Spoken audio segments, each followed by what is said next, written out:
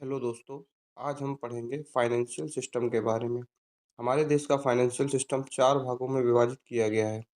पहला है financial institutions, financial markets, financial asset and instruments and financial services. Financial institution को हम दो भागों में बांट सकते हैं। एक है बैंकिंग इंस्टीट्यूशन और non banking institution. Banking institution को भी हम चार भागों में बांट सकते हैं। हमारे देश में कमर्शियल बैंक्स हैं, कोऑपरेटिव बैंक्स हैं, रीजनल रूरल बैंक्स हैं और फॉरेन बैंक्स हैं। और कमर्शियल बैंक्स को हम दो तरह से बांट सकते हैं, प्राइवेट बैंक्स और public banks.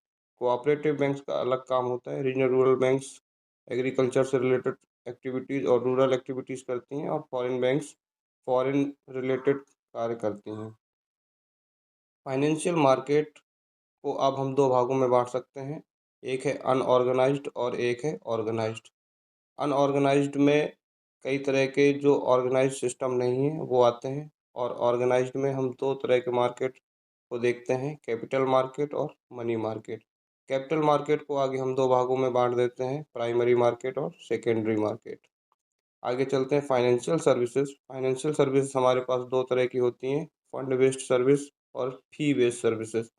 Fund based services को हम इन चीज़ों में देख सकते हैं, leasing, hire purchase, consumer credit, bill discounting, factoring, insurance, ETC इत्यादि। और फी बेस्ड जो सर्विसेज हैं उसमें है issue management, merchant banking, credit rating, डेब्ट restructuring, stock market, stock broking, ETC. So thank you. Financial system को आपने समझा। धन्यवाद।